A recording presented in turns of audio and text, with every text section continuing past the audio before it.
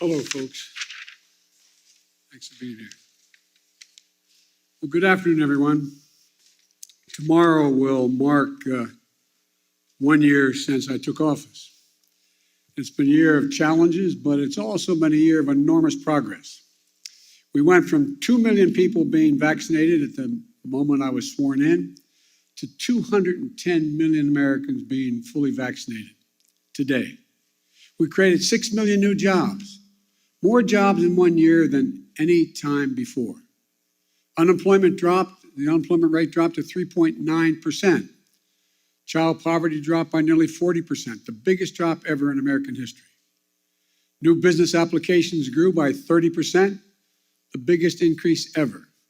And for the first time in a long time, this country's working people actually got a raise. People, the bottom 40%, saw their income go up, the most of all those that got a raise. We cut health insurance premiums for millions of American families, and we just made surprise medical bills illegal in this country. You know those bills you get that you don't expect of $2,000 to $5,000 from the hospital beyond what you thought you were going to have to owe because of the consultation you weren't told was going to cost that much? No more. They're now illegal. Thanks to the American Rescue Plan and other actions we've taken, we've seen record job creation, record economic growth in the past year. Now, thanks to the bipartisan infrastructure bill, we're about to make a record investment in rebuilding America to take us to be the #1 best infrastructure in the world. Well, now we're way below that. We'll be creating better jobs for millions of people, modernizing our roads, our bridges, our highways, our ports, our airports, everything from making clean water, removing lead pipes, so that every American can turn on a faucet and drink clean water. Urban and rural and suburban communities. It's going to make affordable high-speed internet available to every American in urban, rural, and suburban areas. We've never done that before. Now we are. We're in the process of getting that done. Still, for all this progress, I know there's a lot of frustration and fatigue in this country. And we know why. COVID-19, Omicron has now been challenging us in a way that it's the new enemy. But while it's cause for concern, it's not cause for panic. We've been doing everything we can, learning and adapting as fast as we can, and preparing for a future beyond the pandemic. All I know that after almost 2 years of physical, emotional, and psychological weight of this pandemic and the impact it's had on everyone, for many of us, it's been too much to bear. We're in a very different place now, though. We have the tools, vaccines, boosters, masks, tests, pills, to save lives and keep businesses and schools open. 75% of adults are fully vaccinated. We've gone from 90 million adults with no shots in arms last summer and down to 35 million with no shots as of today. And we're adding about 9 million more vaccinations each week. We're going to stick with our vaccination efforts because vaccinations work. So get vaccinated, please, and get your booster. Look, we're also increasing testing. Should we have done more testing earlier? Yes, but we're doing more now. We've gone from 0 at-home tests a year ago to 375 million tests on the market in just this month. If you buy a test at a store, your insurance will reimburse you. On top of that, we're making 1 billion at-home tests available for you to order and be delivered to your home for free. Just visit covidtest.gov to know how to get that free test kit to your home. In addition, there are 20,000 sites where you can get tested in person for free now. And now we have more treatments that for people to keep people out of the hospital than any other point in the pandemic, including life-saving antiviral pills. We purchased 20 million of these new Pfizer pills, more than any country in the world. The bottom line on COVID-19 is that we're in a better place than we've been and have been thus far, clearly better than a year ago. We're We're not going back to lockdowns. We're not going back to closing schools. Schools should stay open because the American Rescue Plan, we provided to states $130 billion. $130 billion to keep our students and educators safe and schools open. Funding for ventilation systems in the schools, social distancing, hygiene for classrooms and the school buses. In addition, we've added another $10 billion for COVID-19 tests to be able to be administered at schools. Many states and school districts have spent this money very well. Unfortunately, some haven't. I encourage the states and school districts that use the funding to protect our children and keep our schools open. Use it. The COVID-19 is not going to give up and accept things. It's not going to go away immediately. But I'm not going to give up and accept things as they are now. Some people may call what's happening now the new normal. I call it a job not yet finished. It will get better. We're moving toward a time when COVID-19 won't disrupt our daily lives, where COVID-19 won't be a crisis, but something to protect against and a threat. Look, we're not there yet, but we will get there. Now, the second challenge we're facing are prices. COVID-19 has created a lot of economic complications, including rapid price increases across the world economy. People see it at the gas pumps, the grocery stores, and elsewhere. So here's what we're going to do. A critical job in making sure that the elevated prices don't become entrenched rests with the Federal Reserve, which has a dual mandate: full employment and stable prices. The Federal Reserve provided extraordinary support during the crisis for the previous year and a half. Given the strength of our economy and the pace of recent price increases, it's appropriate, as the Federal Chairman Powell, the Fed Chairman Powell has indicated, to recalibrate the support that is now necessary. I respect the Fed's independence, and I've nominated 5 superb individuals to serve on the Federal Board of Governors, men and women from a variety of ideological perspectives. They're eminently qualified, historically diverse, and have earned bipartisan praise. And I call on the United States Senate to confirm them without any further delay. And here at the White House, and for my friends in Congress, the best thing to tackle high prices is a more productive economy with greater capacity to deliver goods and services to the American people. And a growing economy where folks have more choices and more small businesses compete, and where more goods can get to market faster and cheaper. I've laid out a 3-part plan to do just that. First, fix the supply chain. COVID-19 has had a global impact on the economy. When a factory shuts down in one part of the world, shipments to shops and homes and businesses all over the world are disrupted. COVID-19 has compounded that many times over. A couple of months ago, in this very room, we heard dire warnings about how the supply chain problems could create a real crisis around the holidays. So we acted. We brought together business and labor, and that much predicted crisis did not occur. 99% of the packages were delivered on time, and shelves were stocked. And notwithstanding the recent storms that have impacted many parts of our country, the share of goods in stock at stores is 89% now, which is barely changed from the 91% before the pandemic. I often see empty shelves being shown on television. 89% are full, which is only a few points below what it was before the pandemic. But our work's not done. My infrastructure law will supercharge your effort upgrading everything from roads and bridges to ports and airports, railways and transit, to make the economy move faster and reduce prices for families. Second thing, my Build Back Better plan will address the biggest cost of working families face every day. No other plan will do more to lower the cost for American families. It cuts the cost for childcare. Many families, including the people sitting in this room, if they have children and they're working full-time, many families pay up to $14,000 a year for childcare in big cities, less than that in smaller ones. My plan cuts that in half. That will not only be a game changer for for so many families' budgets, but it will mean so much for the nearly 2 million women who've left the workforce during the pandemic because of things like childcare. My Build Back Better plan cuts the price of prescription drugs. So insulin, that today costs some people as much as $1,000 a month, will cost no more than $35 a month. It cuts the cost of elder care. It lowers energy costs. And it will do all of this without raising a single penny in taxes on people making under $400,000 a year or raising the deficit. In fact, my plan cuts the deficit and it boosts the economy by getting more people into the workforce.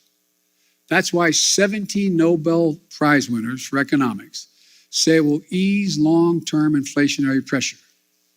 The bottom line, if price increases are what you're worried about, the best answer is my Build Back Better plan. Third thing we're going to do, promote competition. Look, in too many industries, a handful of giant companies dominate the market in sectors like meat processing, railroad, shipping, and other areas. This isn't a new issue. It's not been the reason we've had high inflation today. It's not the only reason.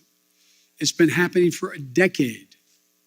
But over time, it has reduced competition, squeezed out small businesses and farmers, ranchers, and increased the price for consumers. We end up with an industry like the meat processing industry, where 4 big companies dominate the markets. Pay ranchers less for their cattle they grow, charge consumers more for beef, hamburger meat, whatever they're buying. Prices are up. Look, I'm a capitalist, but capitalism without competition is not capitalism, it's exploitation. So I signed an executive order to tackle unfair competition in our economy, and we're going to continue to enforce it, along with working with Congress where we can. I'll close with this. We have faced some of the biggest challenges that we've ever faced in this country these past few years. Challenges to our public health, challenges to our economy, but we're getting through it. And not only are we getting through it, we're laying the foundation for a future where America wins the 21st century by creating jobs at a record pace. Now we need to get inflation under control. We have developed an extraordinarily effective booster shots and antiviral pills. Now we need to finish the job to get COVID-19 under control. I've long said, it's never been a good bet to bet against the American people or America. I believe that more than ever today. We've seen the grit and determination of the American people this past year. But the best days of this country are still ahead of us, not behind us. Now, I'm happy to take questions. Yes. Thank you, Mr. President. I know some of my colleagues will get into some specific issues, but I wanted to zoom out on your first year in office. Inflation is up. Your signature domestic legislation is stalled in Congress. In a few hours from now, the Senate, an effort in the Senate to deal with voting rights and voting reform legislation is going to fail. COVID-19 is still taking the lives of 1,500 Americans every day, and the nation's divisions are just as raw as they were a year ago. Did you overpromise to the American public what you could achieve in your first year in office, and how do you plan to course correct going forward? Why are you such an optimist? Look, I didn't overpromise, but I have probably outperformed what anybody thought would happen. The fact of the matter is that we're in a situation where we have made enormous progress. You mentioned the number of deaths from COVID. Well, it was 3 times that not long ago. It's coming down. Everything's changing. It's getting better. Look, I didn't overpromise, but I think if you take a look at what we've been able to do, you'd have to acknowledge we made enormous progress. But one of the things that I think is something that, one thing I haven't been able to do so far is get my Republican friends to get in the game of making things better in this country. For example, I was reading the other day, and I wrote the quote down so I don't misquote him.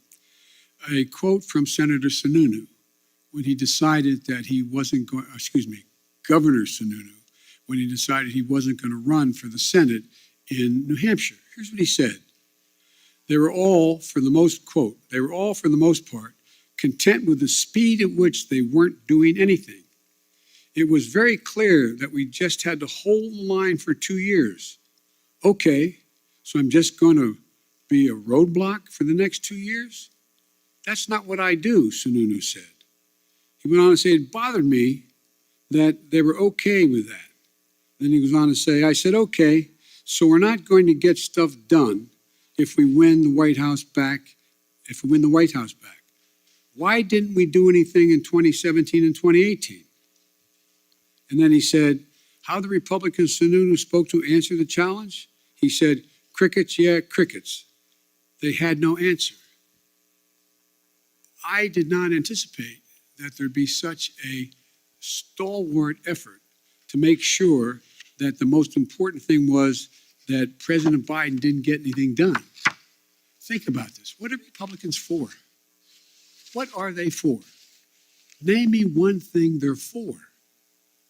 And so the problem here is that I think what I have to do in the change in tactic, if you will, I have to make clear to the American people what we are for. We've passed a lot. We passed a lot of things that people don't even understand what's all that's in it, understandably. Remember when we passed the Affordable Care Act and everybody thought that, it really was getting pummeled and beaten. And it wasn't until after we're out of office in that next campaign, when that off-year campaign, and I went into I wasn't in office anymore, went in a whole bunch of districts campaigning for Democrats and Republican districts who said they wanted to do away with health care, with Obamacare. And I started pointing out that if you did that, pre-existing conditions would no longer be covered. And they said, huh? We didn't know that. We didn't know that. And guess what?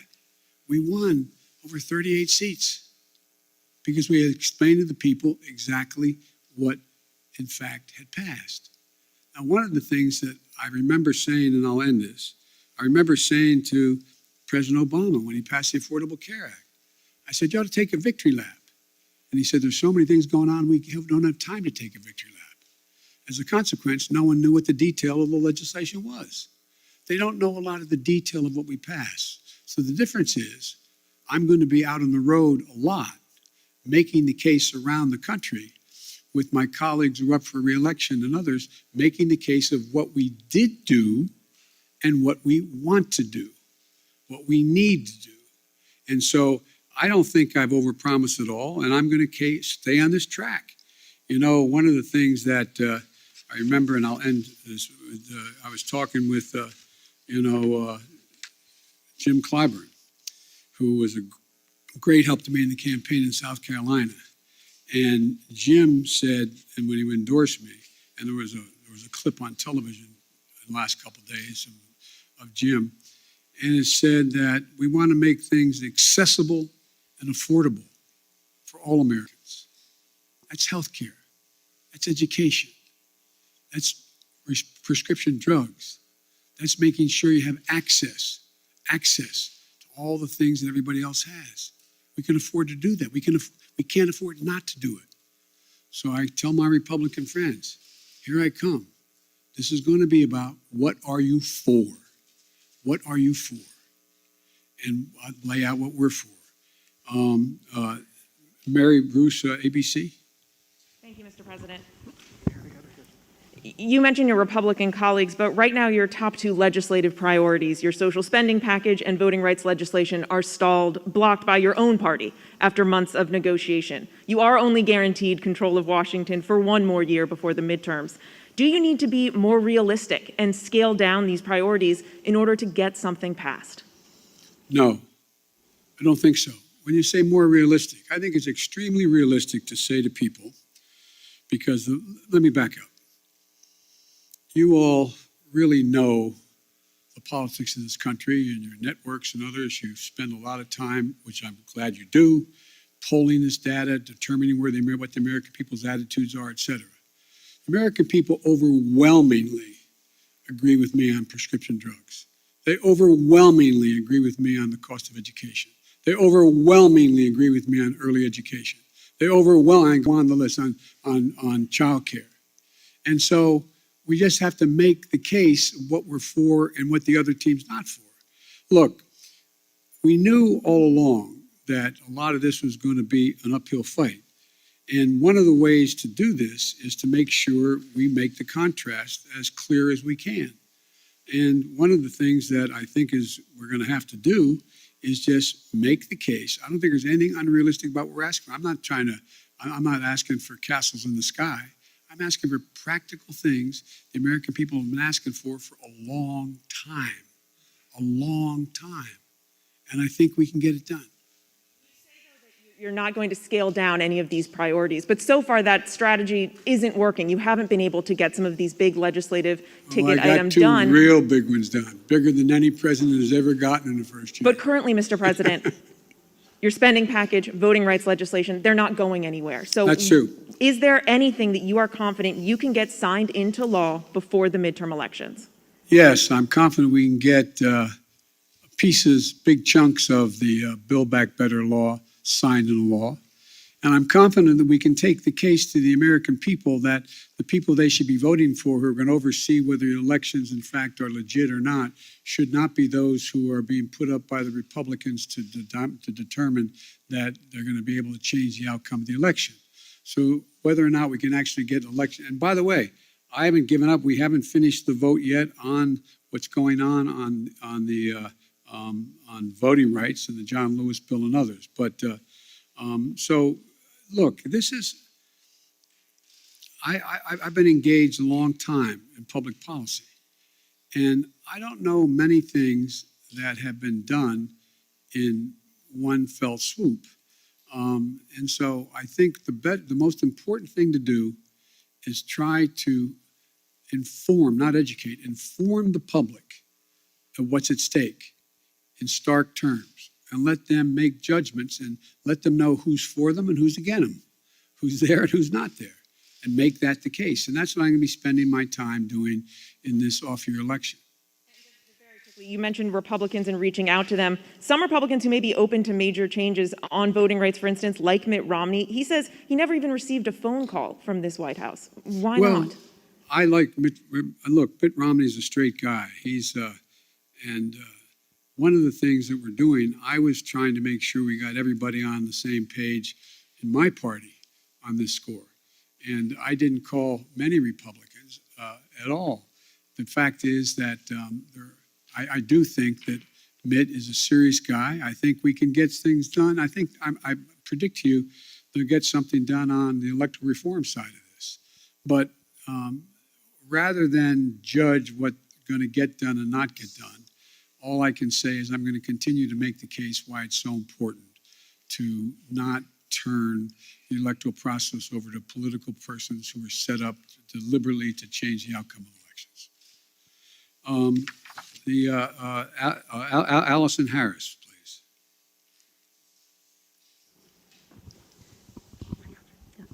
Thank you, Mr. President. Speaking of voting rights legislation, if this isn't passed, do you still believe the upcoming election will be fairly conducted and its results will be legitimate? Well, it all depends on whether or not we're able to make the case to the American people that some of this is being set up to try to alter the outcome of the election. And it's one thing, look, maybe I'm just being too much of an optimist. Remember how we thought not that many people were going to show up to vote in the middle of a pandemic? We had the highest voter turnout in the history of the United States of America. Well, I think if, in fact, no matter how hard they make it for minorities to vote, I think you're going to see them willing to stand in line and defy the attempt to keep them from being able to vote. I think you're going to see the people we're trying to keep from being able to show up, showing up and making the sacrifice that needs to be made in order to change the law back to what it should be. But it's going to be difficult. I make no bones about that. It's going to be difficult. But we're not there yet. We've not run out of options yet, and we'll see how this moves. And on Omicron and education, teachers are in revolt in so many places Parents are at odds over closing schools and remote learning. You say we're not going to go back to closing schools. You said that just moments ago, yet they're closing in some areas. What do you say to those teachers and principals and parents about school closings? And what can your administration do to help make up for learning loss for students? First of all, I'd put in perspective the question you asked. Very few schools are closing. Over 95% are still open. So you all phrase the questions when people, I don't think it's deliberate on your part, but you phrase the question when anyone watches this on television. My God, there must be, all those schools must be closing. What are we going to do? 95% are still open, number one. Number two, the idea that parents don't think it's important for their children to be in school, and teachers know it as well. That's why we made sure that we had the ability to provide the funding through the Recovery Act, through the act that the first act we passed, to be able to make sure schools were able to be safe. So we have new ventilation systems available for them. We have the way they scrub down laboratories and I mean the laboratories kids go to the bathroom, cafeterias, buses, etc. All that money's there. There's billions of dollars made available. It's there. Not every school district has used it as well as it should be used, but it's there. And so, in addition to that, there is now another $10 billion for testing of students in the schools. So I think as time goes on, it's much more likely you're going to see that number go back up from 95%, back up to 98, 99%. But the outfit, the individuals of the district that says we're not going to be open is always going to get, and I'm not being critical of any of you, it's always going to get front page. It's always going to be the top of the news. But let's put it in perspective. 95, as high as 98% of the schools in America are open, functioning, and capable of doing the job. How about Jen Epstein, Bloomberg? Mr. President, thank you. Your top foreign policy advisors have warned that Russia is now ready to attack Ukraine, but there's still little unity among European allies about what a package of sanctions against Moscow would look like. If the U.S. and NATO aren't willing to put troops on the line to defend Ukraine and American allies can't agree on a sanctions package, hasn't the U.S. and the West lost nearly all of its leverage over Vladimir Putin? And given how ineffective sanctions have been in deterring Putin in the past, why should the threat of new sanctions give him pause? Well, because he's never seen sanctions like the ones I promised will be imposed if he moves, number one.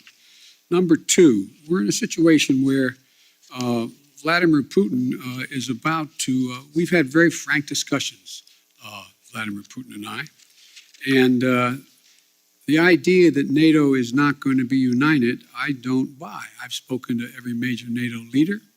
We've had the NATO-Russian summit. We've had the OSCE has met, et cetera.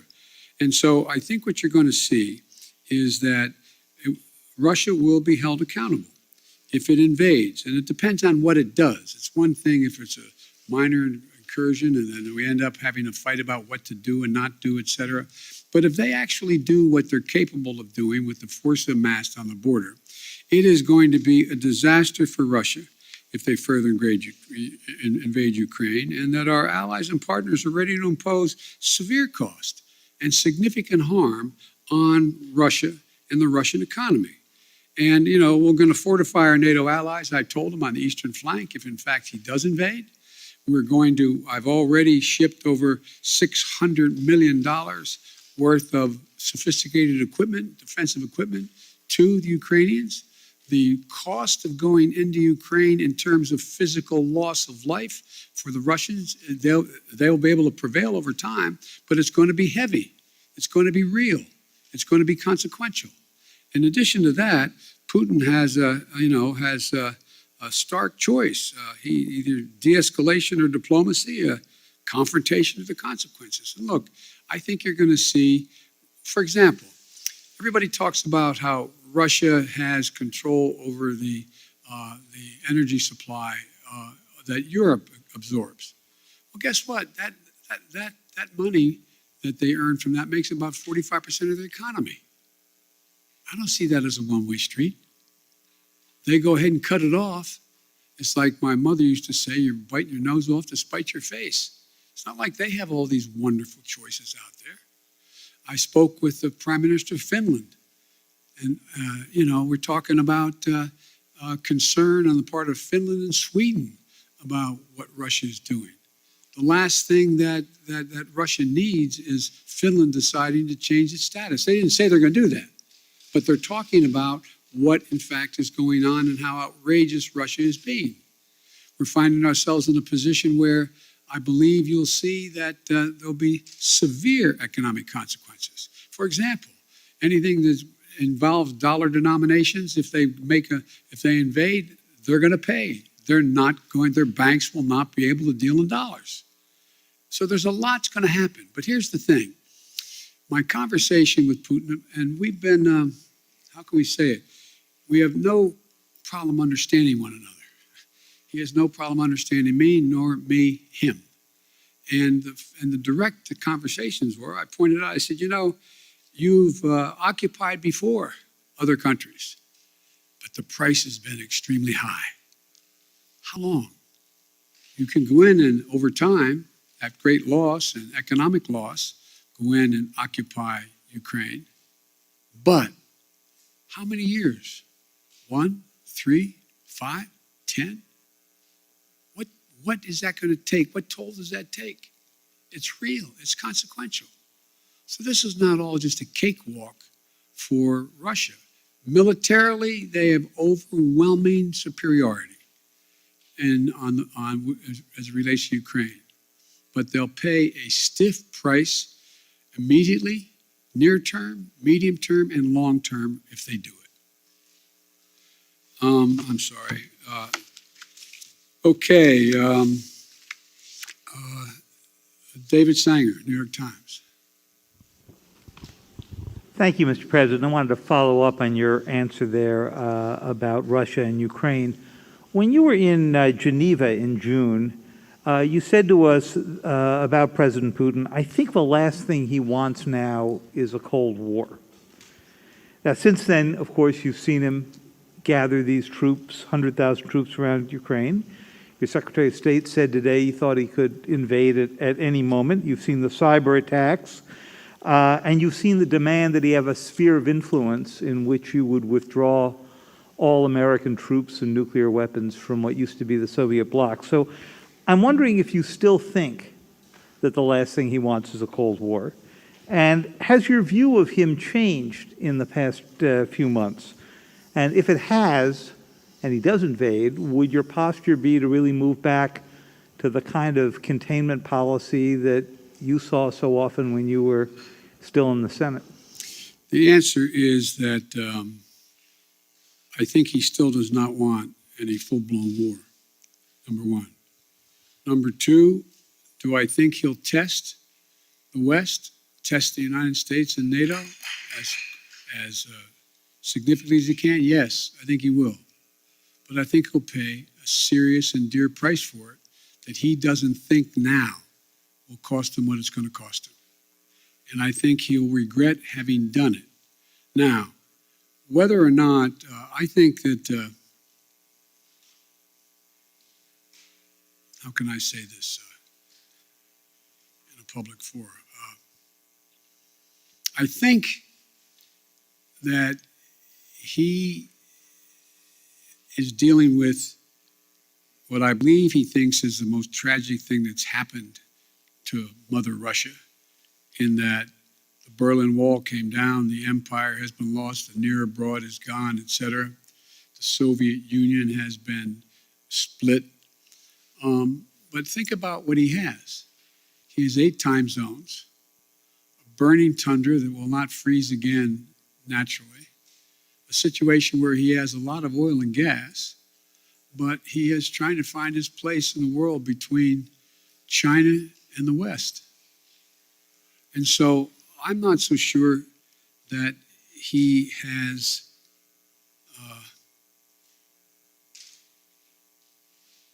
David, I'm not so sure he has is certain what he's going to do. My guess is he will move in. He has to do something. And by the way, I've indicated to him the two things he said to me that he wants guarantees on. One is Ukraine will never be part of NATO. And two, that NATO or there will not be strategic weapons stationed in Ukraine.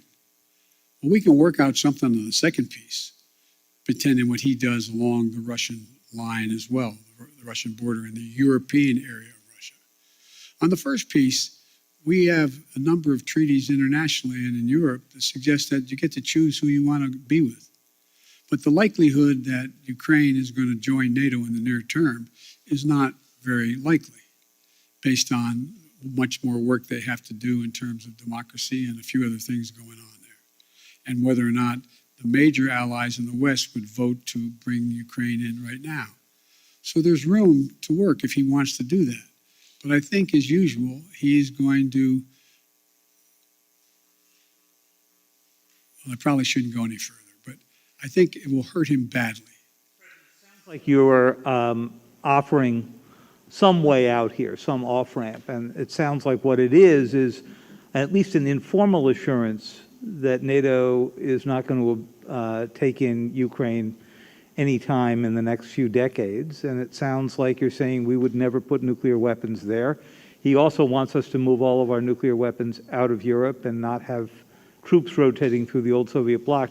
Do you think there's space for there as well? No, there's not space for that. We won't permanently station, but the idea we're going to actually increase troop presence in Poland or Romania, et cetera, if in fact he moves. Because we have a sacred obligation in Article 5 to defend those countries. They are part of NATO. We don't have that obligation relative to Ukraine, although we have great concern about what happens in Ukraine. Thank you. Maureen, USA Today. Thank you, Mr. President. I wanted to follow up on your comment on Build Back Better and also ask you a question about the pandemic. You said that you're confident you can pass big chunks of Build Back Better this year. Does that wording mean that you are thinking about, you're looking at breaking the package up into individual portions?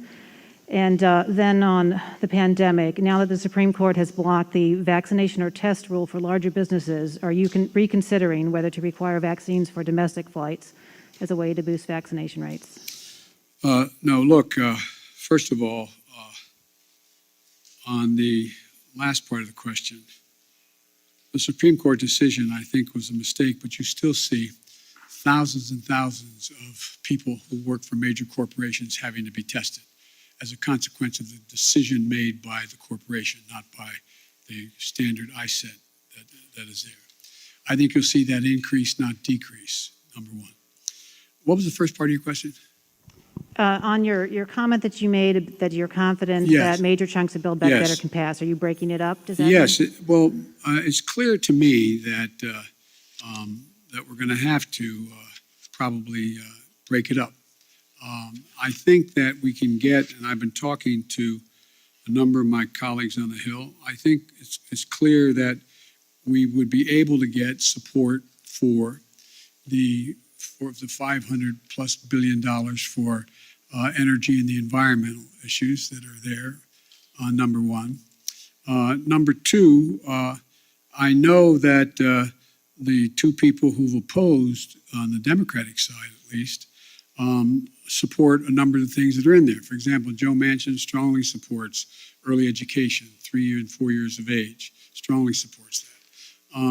There is strong support for, I think, a number of the way in which to pay for these, pay for this proposal.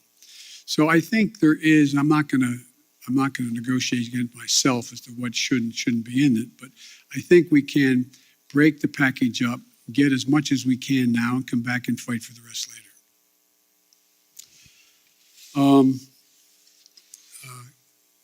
Ken, Wall Street Journal, Ken Thomas. Thank you, Mr. President. I wanted to ask you about the economy. As you said earlier, Americans are feeling the squeeze of inflation. Oil prices have been at about a 7-year high recently. How long should Americans expect to face higher prices when they're at the grocery store, when they're at the gas pump. Is this something that they're going to see into the summer, into next fall? And separately, you talk about the importance of the Fed, but isn't that an acknowledgement that you're limited in what you can do? If you're relying on the Fed to make decisions and you're unable to get a Build Back Better proposal through, aren't you simply limited in what you can do to deal with inflation? Well, look, as you know, Ken, the inflation has everything to do with the supply chain. And I think what you're seeing is that we've been able to make progress on speeding up the access to materials. For example, 1/3 of the increase in cost of living is cost of automobiles. The reason automobiles have skyrocketed in price is because of the lack of computer chips. So we have the capacity, and we're going to do everything in our power to do it, to become self-reliant on the computer chips that we need in order to be able to produce more automobiles. That's underway. We've already passed, within the context of another bill, money for that in the House of Representatives, before the House of Representatives now. But I think there's a way we can move to, if we can move to get, for example, that one thing done, it can make a big difference in terms of the total cost of living. Now, with regard to the whole issue of energy prices, that gets a little more complicated. But you saw what happened when I was able to convince everyone from including China, India, a number of other countries to agree with us to go into their version of their petroleum reserve, to release more into the market. So that brought down the price about 12, 15 cents a gallon, some places more. There's going to be a reckoning along the line here as to whether or not we're going to continue to see oil prices continue to go up in ways that are going up now relative to what impact that's going to have on the producers. And so it's going to be hard. I think that's the place where most middle-class people, working-class people get hit the most. They pull up to a pump and all of a sudden, instead of paying $2.40 a gallon, they're paying $5 a gallon. That's going to be really difficult. But so we're going to continue to work on trying to increase oil supplies that are available. And I think there's ways in which we can be of some value added in terms of the price of gas, natural gas and the like, to take the burden off the European countries that are now totally dependent on Russia. But it's going to be hard. It's going to be very hard. But I think that we have to deal with, for example, like I said, you have a circumstance where people are paying more for a pound of hamburger meat than they ever paid. Well, one of the reasons for that is you don't have that many folks out there that are the ones that got the big four controlling it all. And so you're going to see more and more, we're going to move on this competition piece to allow more and more smaller operations to come in and be able to engage in buying and providing the access to much cheaper meat than exists now. But it's going to be a haul. Now, and I assume the reason you said if I can't get Build Back Better relates to what those 17 Nobel laureate economists said, that if in fact we could pass it, it would actually lower the impact on inflation, reduce inflation over time, et cetera. So there's a lot we have to do. It's not going to be easy, but I think we can get it done. But it's going to be painful for a lot of people in the meantime. That's why the single best way to take the burden off middle class and working class folks is to pass the Build Back Better piece that are things that they're paying a lot of money for now. If you get to trade off higher gases, you're putting up with higher price of hamburgers and gas versus whether or not you're going to be able to pay for education and or childcare and the like. I think most people would make the trade. Their bottom line would be better in middle-class households. But it's going to be hard, and it's going to take a lot of work. Sir, you mentioned China. Do you think the time has come to begin lifting some of the tariffs on Chinese imports? Or is there a need for China to make do on some of its commitments in the Phase 1 agreement. Some business groups would like you to begin lifting up those tariffs on China. Well, I know that, and that's why my trade rep is working on that right now. The answer is uncertain. It's uncertain. I'd like to be able to be in a position where I could say they're meeting the commitments or more of their commitments and be able to lift some of it, but we're not there yet. Nancy, CBS. Thank you so much, Mr. President. This afternoon, the Senate Minority Leader, Mitch McConnell, said that the midterm elections are going to be a report card on your progress on inflation, border security, and standing up to Russia. Do you think that that's a fair way to look at it? And if so, how do you think that report card looks right now? I think report cards can look pretty good if that's where we're at. But look, the idea that Mitch has been very clear. He's going to do anything to prevent Biden from being a success. I get on with Mitch. I actually like Mitch McConnell. We like one another. But he has one straightforward objective. Make sure that there's nothing I do that makes me look good in his mind, with the public at large. And that's okay. I'm a big boy. I've been here before. But the fact is that I think that I'm happy to debate and have a referendum on how I handle the economy, whether or not I've made progress on. Look, again, how can I'm taking too long answering your questions. I apologize. I think that the fundamental question is, what's Mitch for? What's he for on immigration? What's he for? What's he proposing to make anything better? What's he for dealing with Russia? It's different than I'm proposing that many of his Republican friends or his colleagues are supporting as well. What's he for on these things? What are they for? So everything's a choice, a choice. I think look, I've laid out a proposal on immigration that if we passed it, we'd be in a totally different place right now. But we're not there because we don't have a single Republican vote. My buddy John McCain's gone. So, I mean, it's going to take time. And again, I go back to Governor Sununu's quote. How long? I mean, rhetorical question. I know this is not fair to ask the press a question. I'm not asking you. But think about, did you ever think that one man out of office could intimidate an entire party where they're unwilling to take any vote contrary to what he thinks should be taken for fear of being defeated in a primary?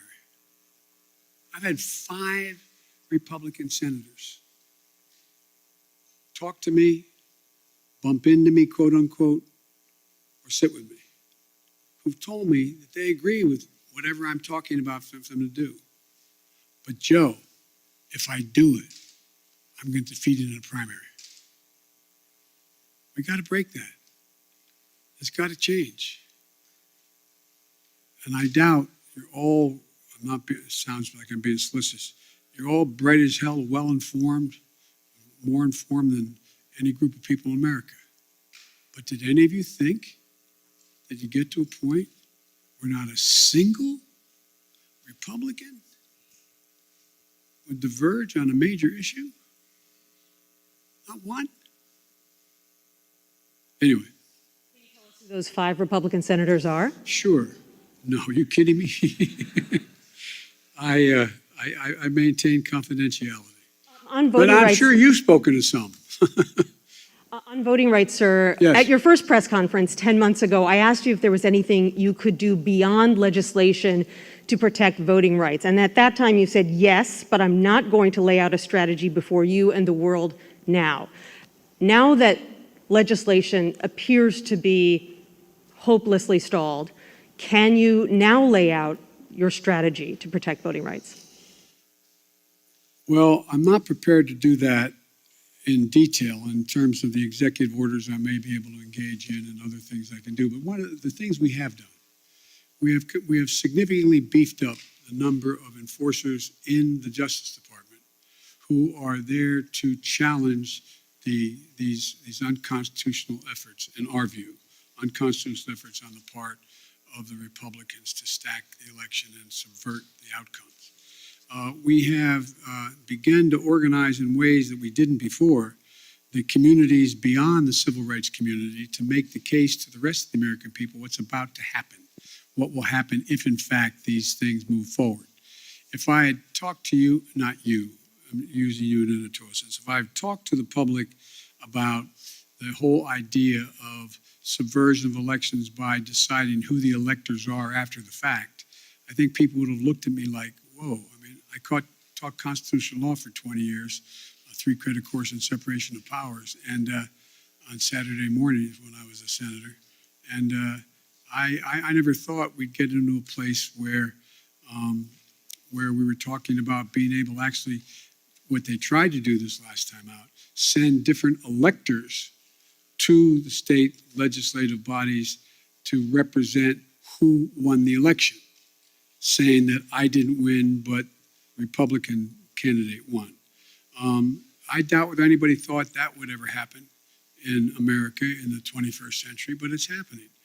And so I guess what I'm saying is, Nancy, is that I think that there are a number of things we can do, but I also think we will be able to get significant pieces of the legislation, if we don't get it all now, to build to get it so that we get a big chunk of the John Lewis legislation as well as the fair elections process. Sir, on COVID, if you don't mind, you touted the number of Americans who are now fully vaccinated with 2 shots, but even some of your own medical advisors say that people aren't fully protected unless they have that 3rd shot, a booster. Why hasn't this White House changed the definition of fully vaccinated to include that 3rd booster shot? Is it because the numbers of fully vaccinated Americans would suddenly look a lot less impressive? No, it's not that at all. It's just this has become clearer and clearer.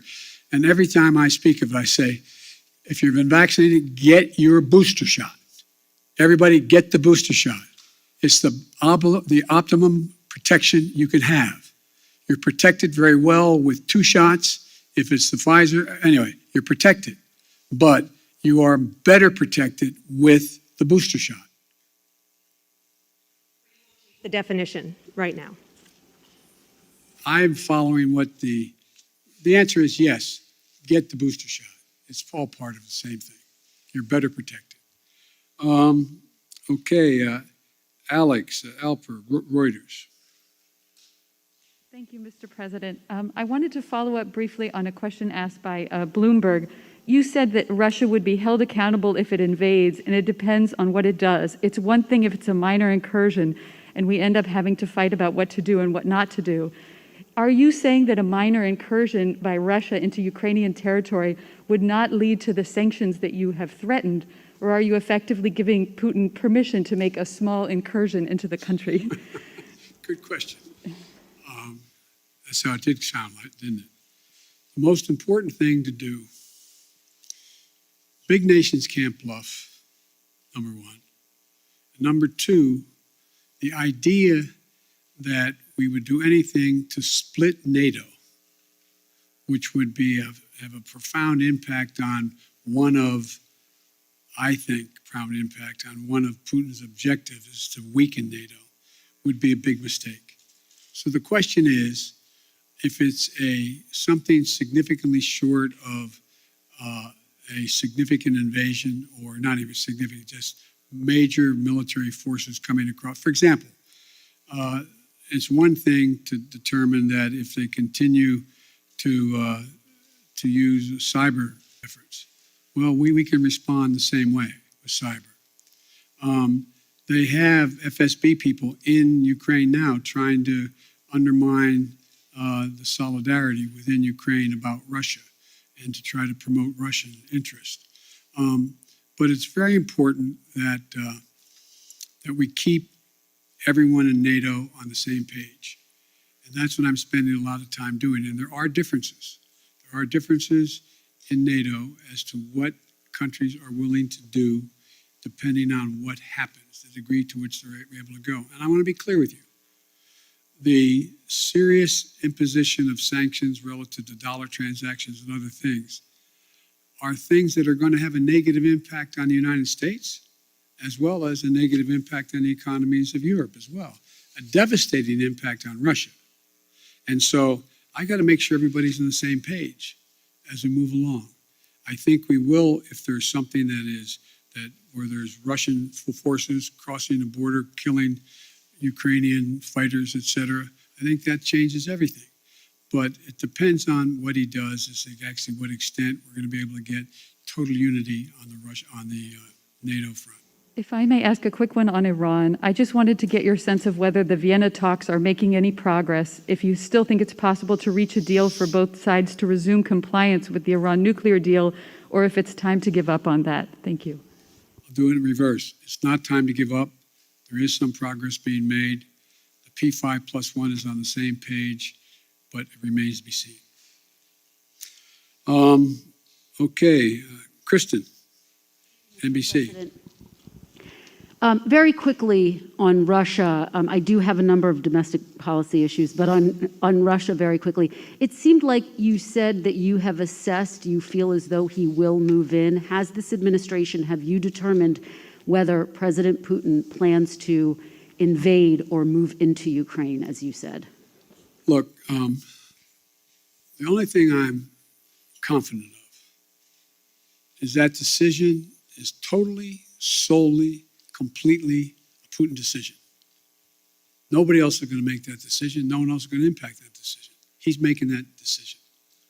And I suspect it matters which side of the bed he gets up on in the morning as to exactly what he's going to do. And I think it is not irrational, if he wanted to talk about dealing with strategic doctrine and dealing with force structures in Europe and in the European parts of Russia. But I don't know whether he's decided he wants to do that or not. So far, in the 3 meetings we've had, OSCE, and anyway, have not produced anything, because the impression I get from my Secretary of State, my National Security Advisor, and my other senior officials that are doing these meetings is that there's a question of whether the people they're talking to know what he is going to do. So the answer is, but based on a number of criteria as to what he could do. For example, for him to move in and occupy the whole country, particularly from the north, from Belarus, he's going to have to wait a little bit till the ground's frozen so he can cross. To move in a direction where he wants to talk about what's going. We're continuing to provide for defense capacities to the Ukrainians. We're talking about what's going on in both the Baltic and the Black Sea, et cetera. There's a whole range of things that I'm sure he's trying to calculate how quickly he can do what he wants to do and what does he want to do. But he's an informed individual. And I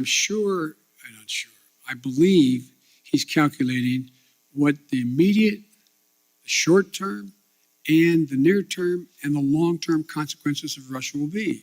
And I don't think he's made up his mind yet. I want to ask you about your domestic agenda. You've gotten a lot of questions about voting rights, Mr. President, but I want to ask you about Black voters, one of your most loyal constituencies. Yep.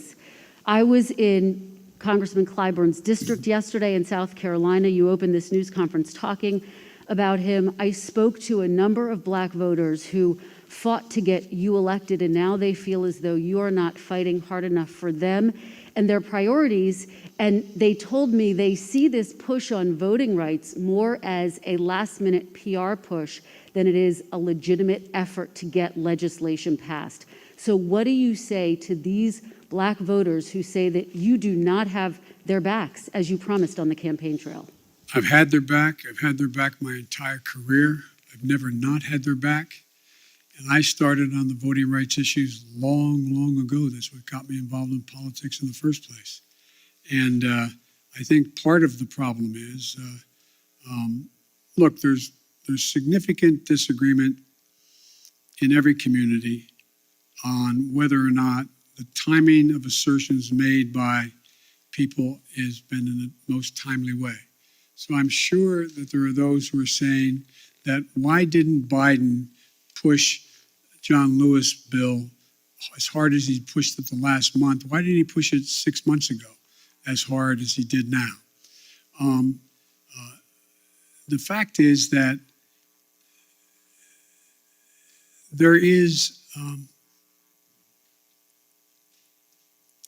a timing that is not of one's own choice. It's somewhat dictated by events that are happening in country and around the world as to what the focus is. But part of the problem is, as well, I have not been out in the community nearly enough. I've been here an awful lot. I find myself in a situation where I don't get a chance to look people in the eye because of both COVID and things that are happening in Washington, to be able to go out and do the things that I've always been able to do pretty well. Connect with people, let them take a measure of my sincerity, let them take a measure of who I am. For example, I mean, as I pointed out in South Carolina, last time when I was chairman of the Judiciary Committee, I got the Voting Rights Act extended for 25 years, and I got Strom Thurmond to vote for it. That's what I've been doing my whole career. And so the idea that I didn't either anticipate or because I didn't speak to it as fervently as they want me to earlier.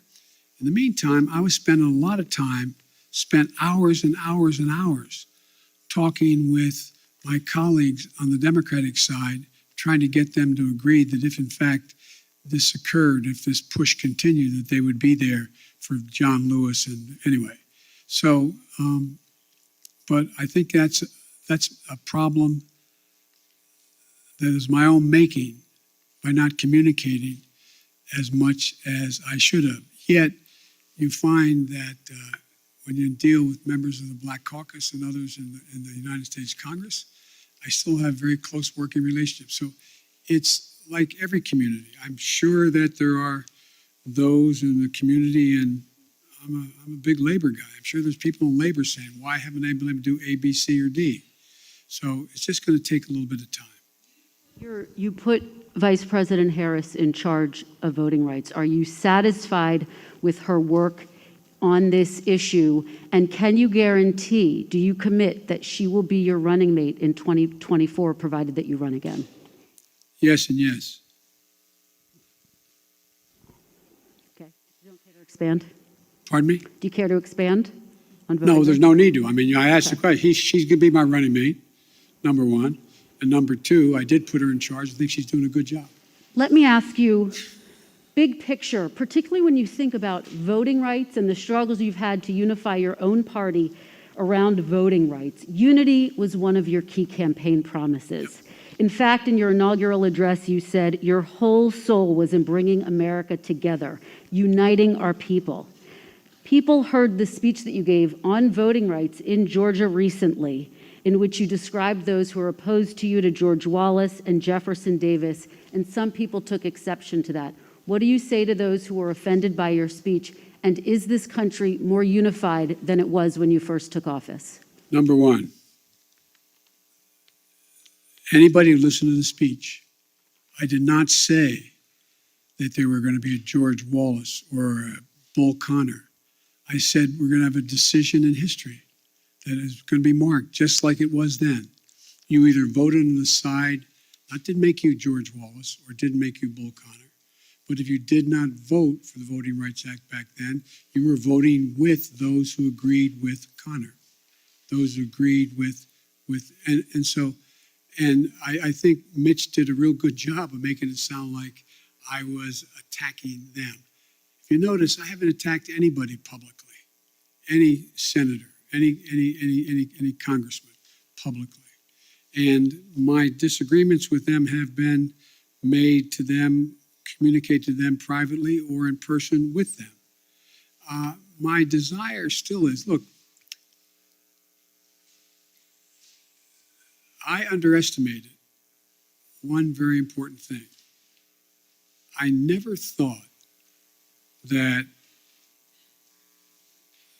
the Republicans, like for example, I said, they got very upset. I said, there are 16 members of the present United States Senate who voted to extend the Voting Rights Act.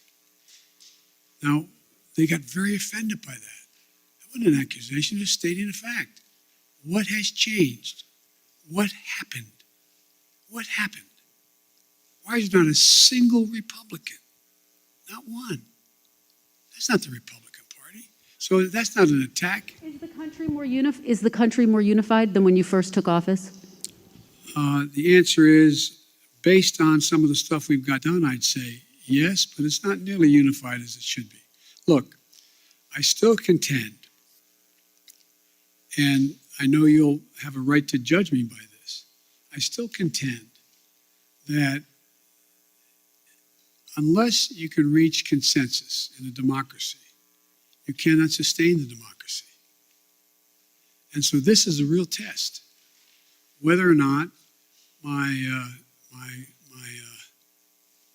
counterpart in China is right or not when he says autocracies are the only thing that are going to prevail because democracies take too long to make decisions and countries are too divided.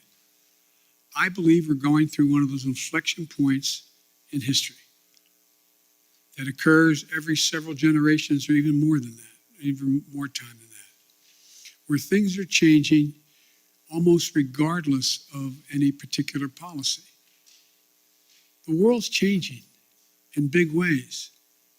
We're going to see, if you heard me say this before, we're going to see more change in the next 10 years than we've seen in the last 50 years because of technology, because of fundamental alterations in alliances that are occurring, not because of any one individual, just because of the nature of things. And so I think you're going to see an awful lot of transition. And the question is, can we keep up with it? Can we maintain the democratic institutions that we have, not just here, but around the world, to be able to generate democratic consensus on how to proceed? It's going to be hard. It's going to be hard, but it requires leadership to do it. And I'm not giving up on the prospect of being able to do that. Thank you.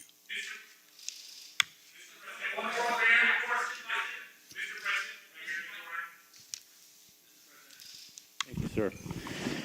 There are deep questions among Americans about the competence of government, from the messy rollout of 5G this week to the Afghanistan withdrawal to testing on COVID. What have you done to restore Americans' faith in the competence of government? And are you satisfied by the view of the competence of your government? Look, let's take Afghanistan. I know you all would like to focus on that, which is legitimate. We were spending $1 trillion a week. $1 billion a week in Afghanistan for 20 years. Raise your hand if you think anyone was going to be able to unify Afghanistan under one single government. It's been the graveyard of empires for a solid reason. It is not susceptible to unity, number one. So the question was, do I continue to spend that much money per week in the state of Afghanistan, knowing that the idea that being able to succeed, other than sending more body bags back home, is highly, highly unusual. My dad used to have an expression. He'd say, son, if everything's equally important to you, nothing's important to you. There is no way to get out of Afghanistan after 20 years easily. Not possible, no matter when you did it. And I make no apologies for what I did. I have a great concern for the women and men who were blown up on the line at the airport by a terrorist attack against them. But the military will acknowledge, and I think you will, who know a lot about foreign policy, that had we stayed and I had not pulled those troops out, we would be asked to put somewhere between 20 and 50,000 more troops back in, Because the only reason more Americans weren't being killed than others is because the last president signed an agreement to get out by May the 1st. And so everything was copacetic. Had we not gotten out, and the acknowledgement is we'd be putting a lot more forces in. Now, do I feel badly what's happening as a consequence of the incompetence of the Taliban? Yes, I do. But I feel badly also about the fistulas that are taking place in Eastern Congo. I feel badly about a whole range of things around the world that we can't solve every problem.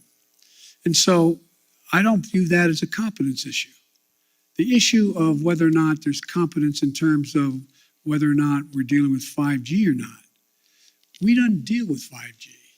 The fact is that you had two private enterprises, that had one promoting 5G and the other one are airlines. They're private enterprises. They have government regulation, admittedly. And so what I've done is pushed as hard as I can to have 5G folks hold up and abide by what was being requested by the airlines until they could more modernize over the years, so that 5G would not interfere with the potential of the landing. So any 5G tower within a certain number of miles from the airport should not be operative. And so I understand, but anything that happens that's consequential is viewed as the government's responsibility. I get that. Am I satisfied with the way in which we have dealt with COVID and all the things that go along with that? Yeah, I am satisfied. I think we've done remarkably well. You know, the idea that on testing we should have done it quicker, but we've done remarkable since then. What we have more testing going on than anywhere in the world. And we're going to continue to increase that. Did we have it at the moment exactly when we should have moved, and could we have moved a month earlier? Yeah, we could have. But with everything else that's going on, I don't view that as somehow a mark of incompetence. Look, think of what we did on COVID. When we were pushing on AstraZeneca to provide more vaccines. Well, guess what? They didn't have the machinery to be able to do it. So I physically went to Michigan, stood there in a factory with the head of AstraZeneca and said, we'll provide the machinery for you. This is what we'll do. We'll help you do it so that you can produce this vaccine more rapidly. I think that's pretty hands-on stuff. We also said right now, when the hospitalizations are overrunning hospitals and you have docs and nurses out because of COVID, they have COVID. We put thousands of people back in those hospitals. Look at all the military personnel we have there, first responders. Nobody has ever organized a strategic operation to get as many shots in arms by opening clinics and being able to get so many people vaccinated. What I'm doing now is not just getting significant amounts of vaccines to the rest of the world, but they now need the mechanical way is how they get shots in arms. So we're providing them to know how to do that. Now, should everybody in America know that? No, I don't necessarily know that. They're just trying to figure out how to put 3 squares on the table and stay safe. But so I do think the place where I was a little disappointed, I wish we could have written it differently, is when we did the legislation to provide the funding for COVID and the money we provided for the states to be able to deal with keeping schools open. Some of them didn't do a very good job. Some are still holding the money. I don't have the authority to do anything about that. I think that's not particularly competent. There's things that could and should have been done. They could have moved faster. So I understand the frustration. You know, I remember, I think it was, I forget which cabinet member saying to Barack Obama, where something was going on, and he said, well, you're going to be sure, Mr. President, of the millions of employees you have out there, somebody's screwing up right now. Somebody's screwing up. So, it's just but I think you have to look at things that we used to look at it on balance. What is the trajectory of the country? Is it moving in the right direction now? I don't know how we can say it's not. I understand the overwhelming frustration, fear, and concern with regard to inflation and COVID. I get it. But the idea, if I told you when we started, I tell you what I'm going to do, first year I'm going to create over 6 million jobs. I'm going to get unemployment down to 3.9%. I'm going to generate, and I named it all. You'd look at me like you're nuts. Maybe I'm wrong. President, at least in our recent memory, with as much Washington experience as you entered this office with. But yet, after we sit here for more than an hour, I'm not sure I've heard you say if you would do anything differently in the second year of your term. Do you plan to do anything differently? Yeah, look, the thing I have to do... Are you satisfied with your team here at the White House, sir? I'm satisfied with the team. There's 3 things I'm going to do differently now that I've gotten the critical crises out of the way in the sense of that knowing exactly where we're going. Number 1, I'm going to get out of this place more often. I'm going to go out and talk to the public. I'm going to do public fora. I'm going to interface with them. I'm going to make the case as what we've already done, why it's important, and what we'll do what will happen if they support what else I want to do. Number 2, I'm bringing in more and more now that I have time. I mean, literally, like you, I'm not complaining. It's, 12, 14 hours a day. No complaints. I really mean it sincerely. But now that certain of the big chunks have been put in place and we know the direction, I'm also going to be out there seeking more advice of experts outside, from academia to editorial writers to think tanks, and I'm bringing them in, just like I did early on, bringing in presidential historians to get their perspective on what we should be doing, seeking more input, more information, more constructive criticism about what I should and shouldn't be doing.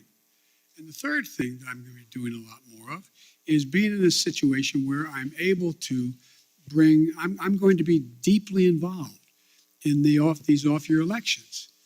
We're going to be raising a lot of money. We're going to be out there making sure that we're helping all of those candidates, and scores of them have already asked me to come in and campaign with them, to go out and make the case in plain, simple language as to what it is we've done, what we want to do, and why we think it's important. How many more hours am I doing this? I'm happy to stick around.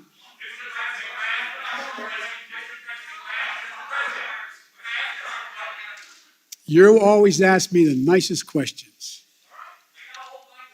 I know you do. All right. None of them make a lot of sense to me, but Well, let's try. Fire away. Come on. A new year. Why are you trying so hard in your first year to pull the country so far to the left? Well, I'm not. I don't know what you consider to be too far to the left. If in fact we're talking about making sure that we had the money for COVID, making sure we had the money to put together the bipartisan infrastructure, making sure we were able to provide for those things that in fact would significantly reduce the burden on working class people, but they have to continue to work hard. I don't know how that is pulling it to the left. If you may recall, you guys have been trying to convince me that I am Bernie Sanders. I'm not. I like him, but I'm not Bernie Sanders. I'm not a socialist. I'm a mainstream Democrat, and I have been. And mainstream Democrats have overwhelmed me. If you notice, the 48 of the 50 Democrats supported me in the Senate on virtually everything I've asked. Yes, sir. I wanted to clarify. A moment ago, you were asked whether or not you believed that we would have free and fair elections in 2022 if some of these state legislatures reformed their voting protocols. You said that it depends. Do you think that they would in any way be illegitimate? Oh, yeah, I think it easily can be illegitimate. Imagine if, in fact, Trump has succeeded in convincing Pence to not count the votes. Imagine if... In regards to 2022, sir, the midterm 2022, I mean, imagine if those attempts to say that the count was not legit. You have to recount it, and we're not going to count. We're going to discard the following votes. I mean, sure, I'm not saying it's going to be legit. It's the increase in the prospect of being illegitimate is in direct proportion to us not being able to get these reforms passed. But I don't think you're not going to see me, and I don't think you're going to see the Democratic Party give up on coming back at assuming that the attempt fails today. One more, sir.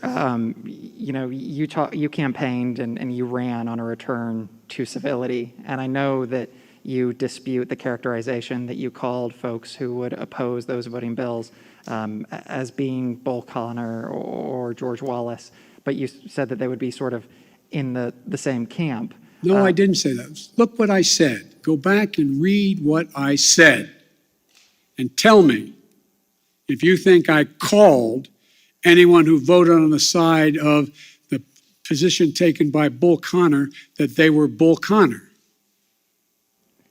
And that is an interesting reading of English. I assume you got into journalism because you like to write.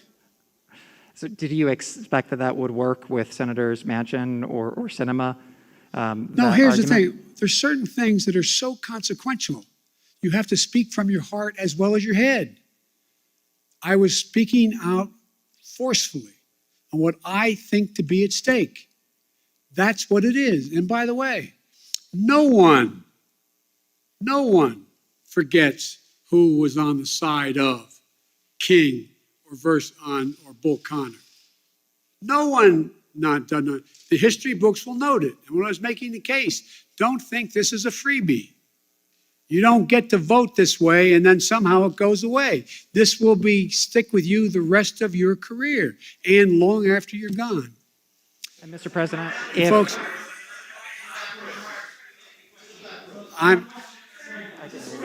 okay, whoa. Hang on, guys. We've only gone an hour and 20 minutes. I'll keep going. But I'm going to go. Let me get something straight here. How long are you guys ready to go? You want to go for another hour or two?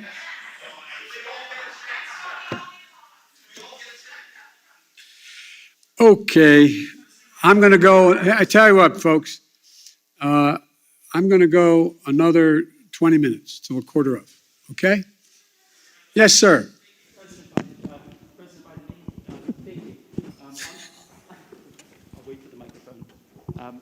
President Biden on the. I want to thank my communications staff for the great help here.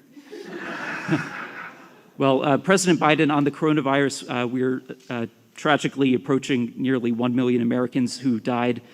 And I'd like to ask you why it is during your 3.5-hour virtual summit in November with the Chinese president, you didn't press for transparency, and also whether that has anything to do with your son's involvement in an investment firm controlled by Chinese state-owned entities. The answer is that I did raise the question of transparency. I spent a lot of time with him. And the fact is that they're just not being transparent. Transparency on the coronavirus origins. Yes.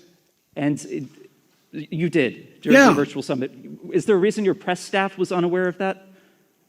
And what did you say to the Chinese president? And they weren't with me the entire time. Look, I made it clear that I thought that China had an obligation to be more forthcoming on exactly what the source of the virus was and where it came from.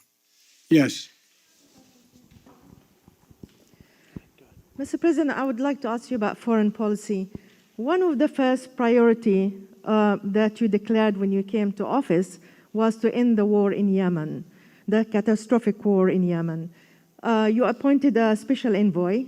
Today, one of your allies, United Arab Emirates, is asking your administration to put back the Houthi rebels or militias back on the terror list. Are you going to do that? And how are you going to end the war in Yemen, sir? The answer is it's under consideration, and ending the war in Yemen takes the two parties to be involved to do it, and it's going to be very difficult. Yes. Thank you very much for this honor. James Rosen with Newsmax. I'd like to raise a delicate subject. but with utmost respect for your life accomplishments and the high office you hold. A poll released this morning by Politico Morning Consult found 49% of registered voters disagreeing with the statement, Joe Biden is mentally fit.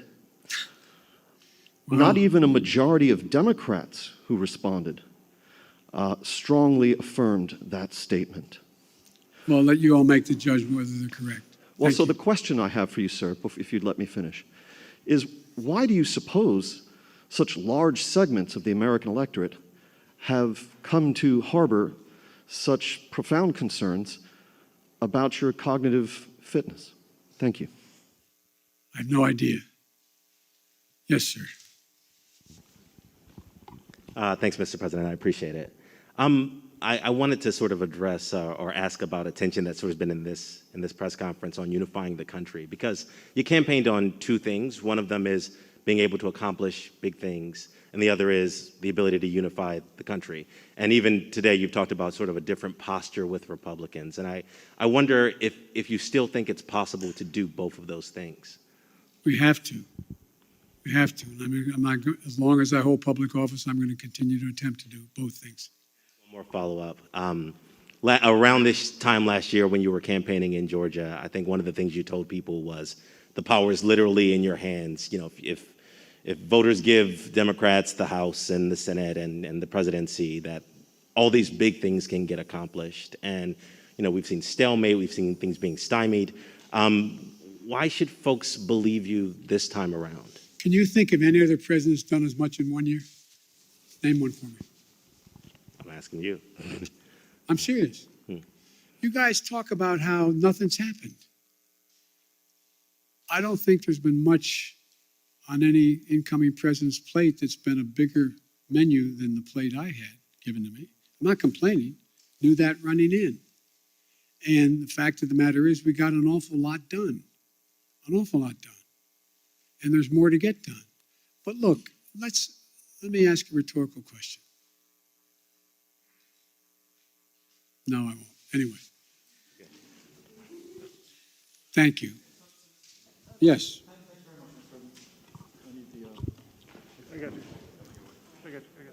Be careful. Don't get hurt, man. No, I'm going to take care. Mr. President, thank you. Sebastian Smith from AFP. Another question on Ukraine. Ukraine borders 4 NATO member countries. How concerned are you concerned that a real conflagration in Ukraine, if the Russians really go in there, that it could suck in NATO countries that are on the border and you end up with an actual NATO-Russia confrontation of some kind? And secondly, are you entertaining the thought of a summit with Vladimir Putin as a way to perhaps try and put this whole thing to bed, address their concerns, and negotiate a way out of this? The last part, the last question, yes. When we talked about whether or not we'd pick the 3 meetings we talked about, and we talked about we would go from there if there was reason to go to a summit.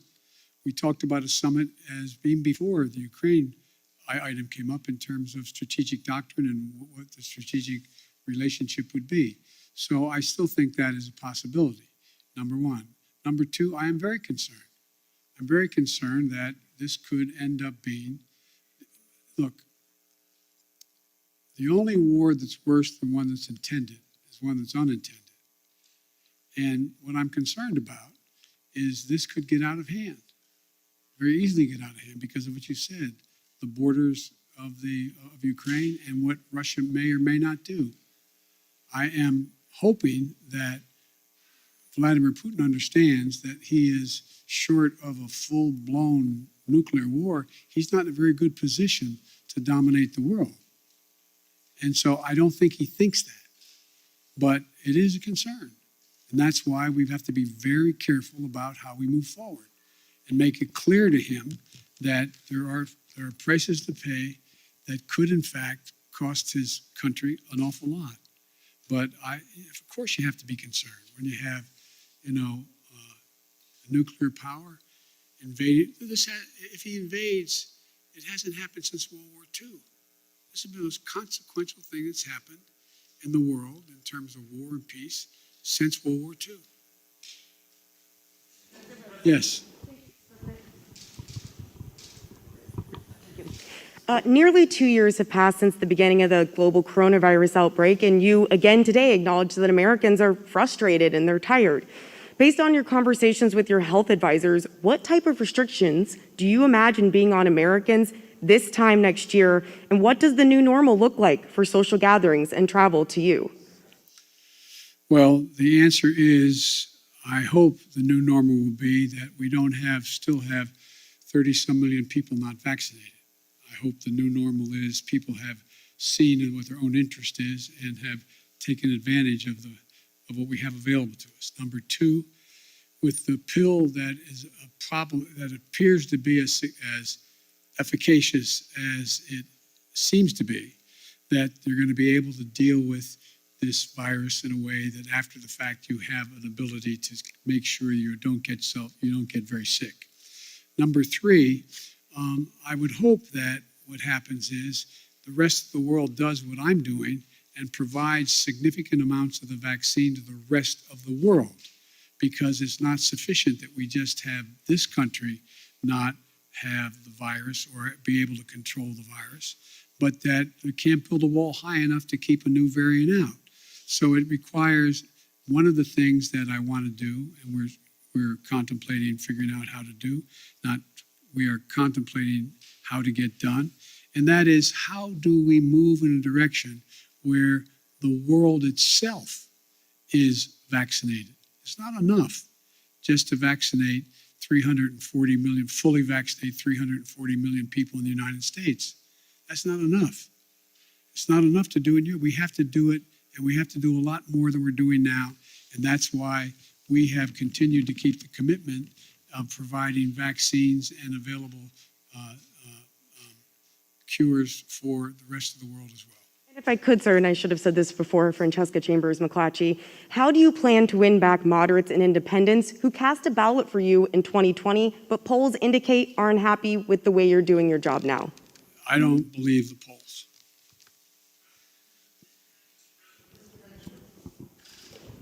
Well, why don't you just go down the road there? Thank you, Mr. President. To follow up on some of the questions about the vaccination program, you've given dozens of speeches this year urging Americans to get vaccinated. You've talked to reluctant Republicans. You've said it's people's patriotic duty. There have been very few mentions of the fact that young children under the age of 5, still in the third year of this pandemic in this country, don't have access to the vaccine. Can you speak to frustrated parents a little bit about why that continues to be the case and when that might change? Because the science hasn't reached the point where they're convinced that, in fact, it is safe. So that's what they're doing now. You could have asked me that. I got asked that question about 3 months ago about people between the ages of 7 and 12. Well, they've got to the point where they felt secure in the number of tests they had done and the tests they had run, that it was safe. So it will come. It will come. But I'm not a scientist. I can't tell you when, but it is really very important that we get down to that next piece. One more follow-up on Build Back Better. When you said it's going to likely be broken up into chunks, you mentioned that the climate pieces seem to have broad support. You mentioned that Senator Manchin is a supporter of early child care.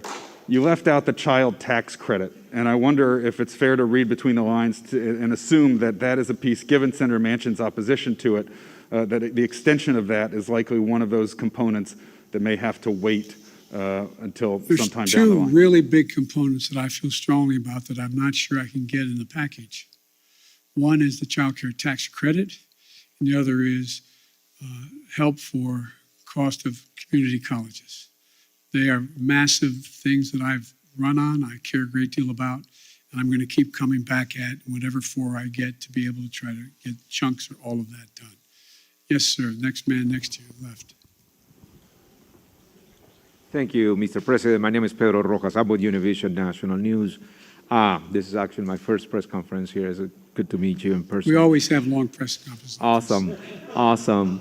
I got a couple of questions for you. Number one, you said that you want to convey your message by getting out there in the country. I wonder if you're planning on traveling also to South America and other countries in the Western Hemisphere, given the fact that China has gained a lot of influence in the region. And the second question is, what will be your message for residents in this country that are struggling every time they go to the gas station, every time they go to the grocery store and see the prices going high, and the pharmacy? I happen to come from South Texas, where I saw a lot of people struggling financially in the last few months, and so I wonder what is the message you want to spread to them? Well, I try to express, I tried to answer that 7 different ways today about how to deal with inflation. But let me answer the first question. I spent a lot of time in South America and in Latin America. When I was vice president, I spent the bulk of my 8 years basically in Europe and/or in Latin America.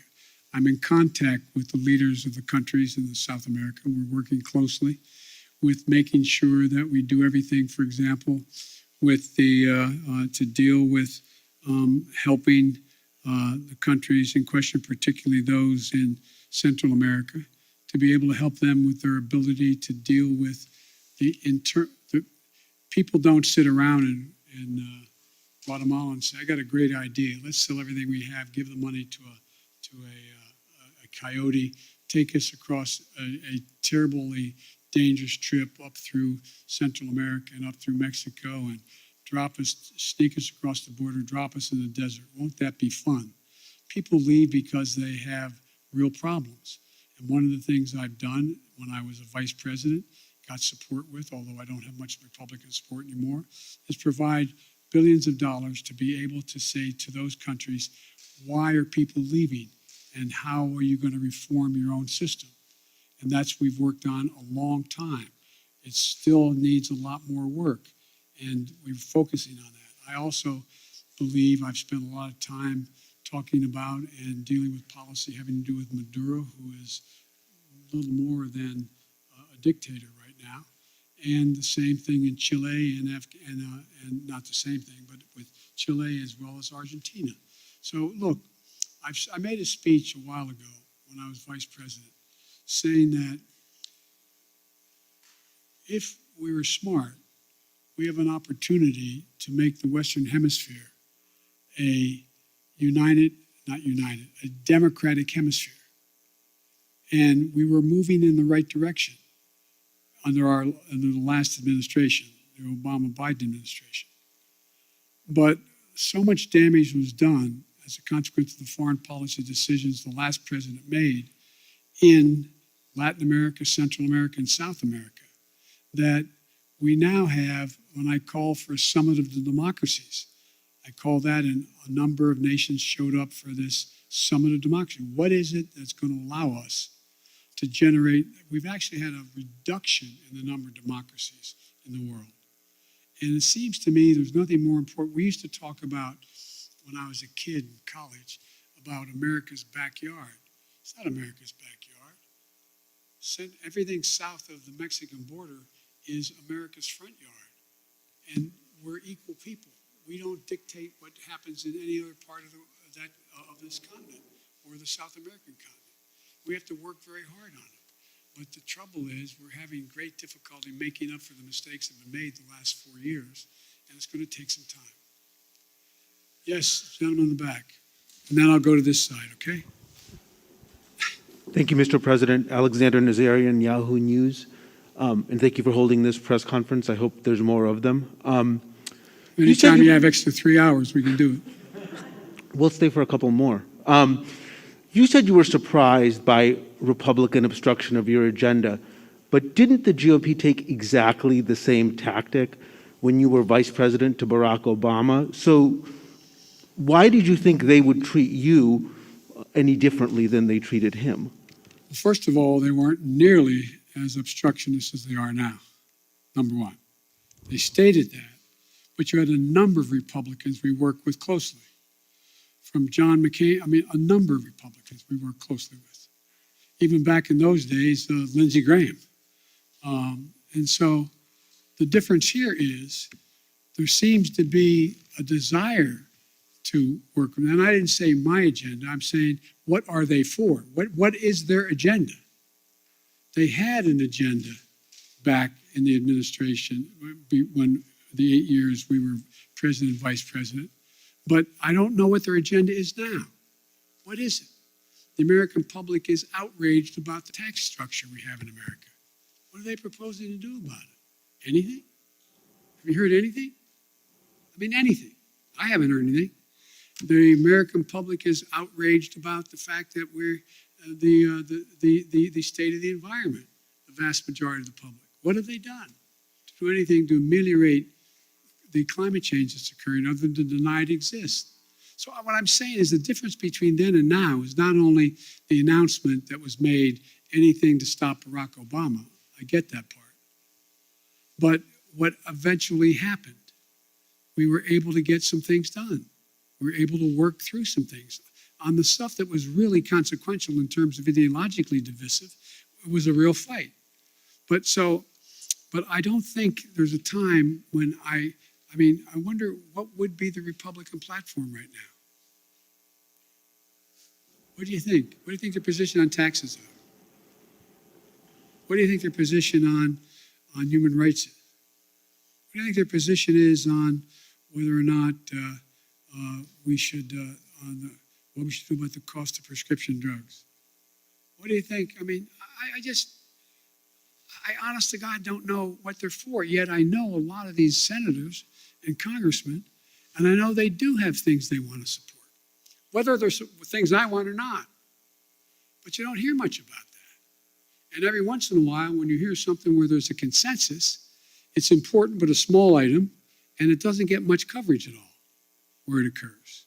I'm not mean coverage. I mean, there's not much discussion about it.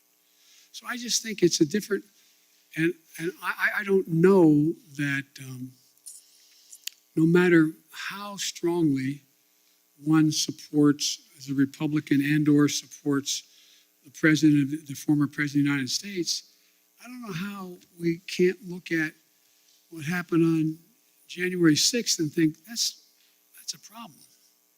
That's a real problem.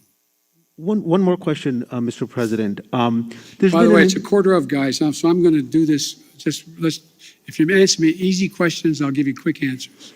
There's an increasing concern, I think, among some Democrats that even if schools do continue to open, and I get that most of them are now open, Republicans will weaponize this narrative of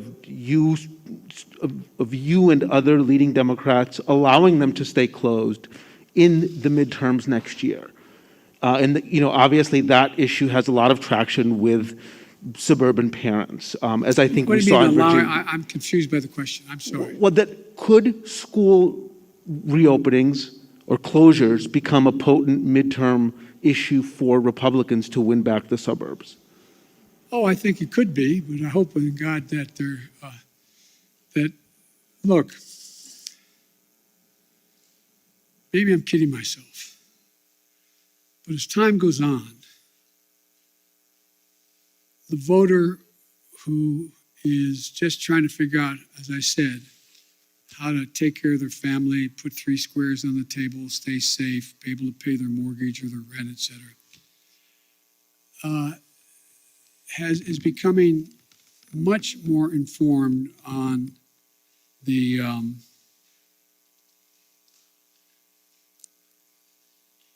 motives of some of the political players and some of the political parties. And I think that they are not going to be as susceptible to believing some of the outlandish things that have been said and continue to be said. Every president, not necessarily in the first 12 months, but every president the first couple of years, every president, of the last presidents, at least 4 of them, have had polling numbers that are 44% favorable. So it's this idea that, but you all, not you all, but now it is, well, Biden's at, one poll showed him at 33%. The average is 44, 45%. One poll him at 49%. I mean, the idea that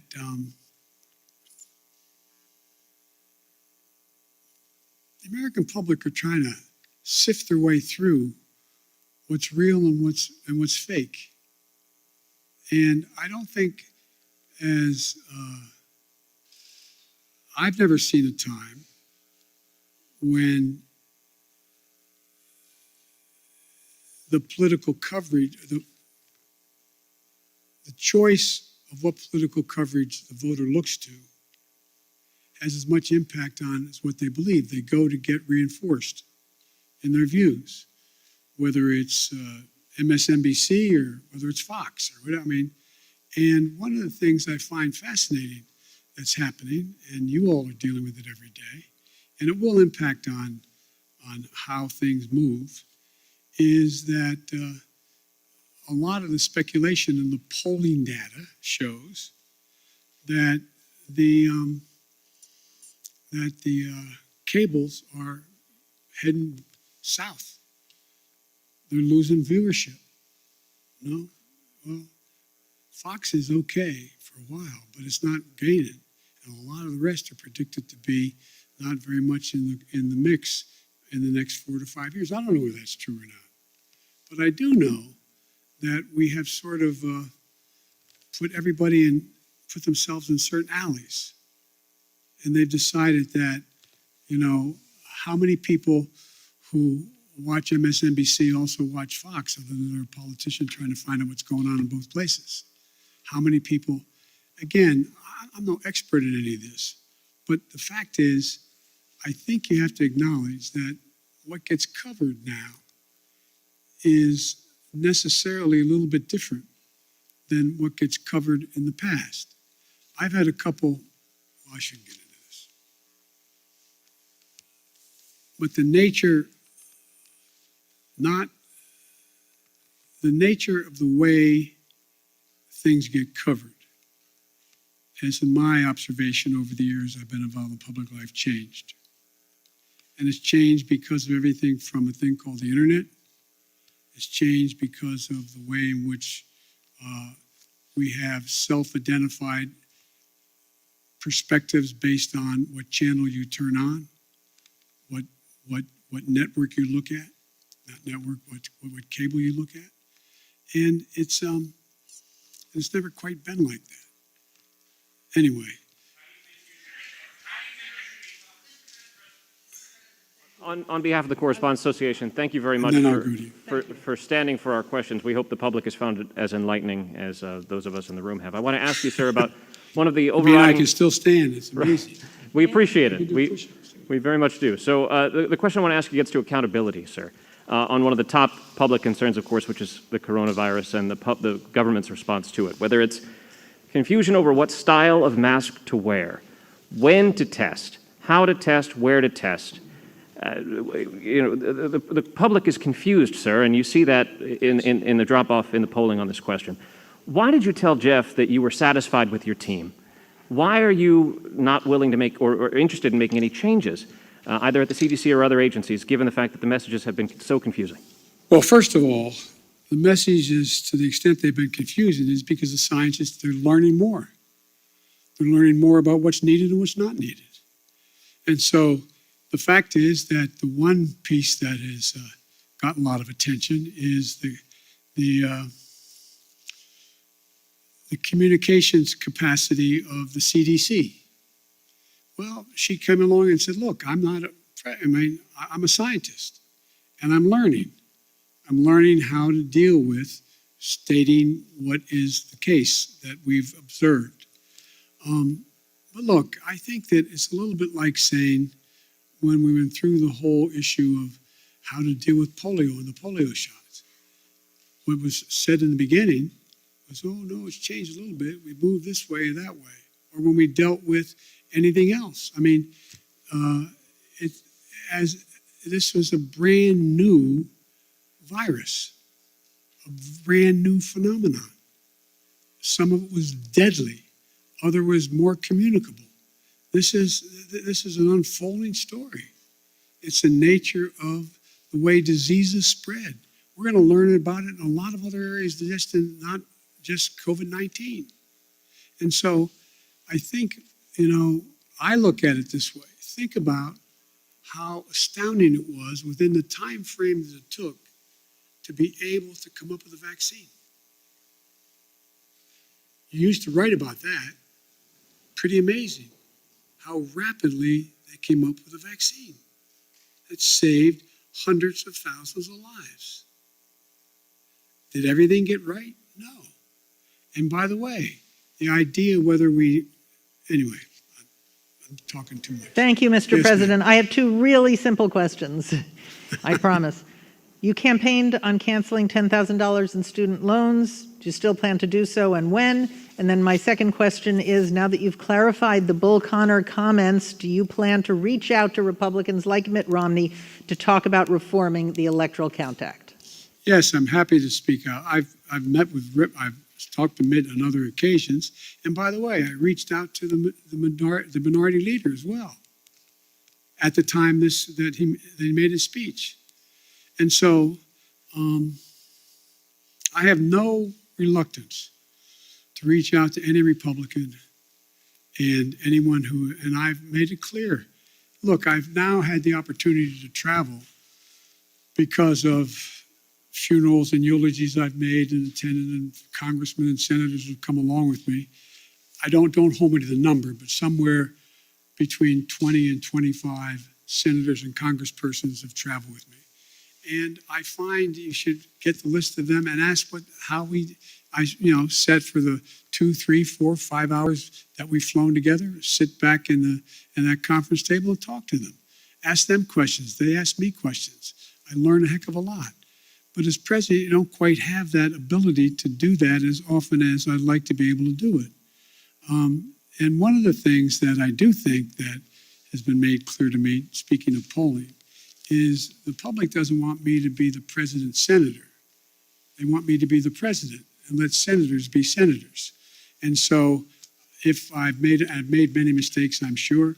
If I've made a mistake, I'm used to negotiating to get things done, and I've been, in the past, relatively successful at it in the United States Senate, even as vice president. But I think that role as president is a different role. Folks, it is now almost 6. With all due respect, I'm going to see you next conference, okay? Thank you.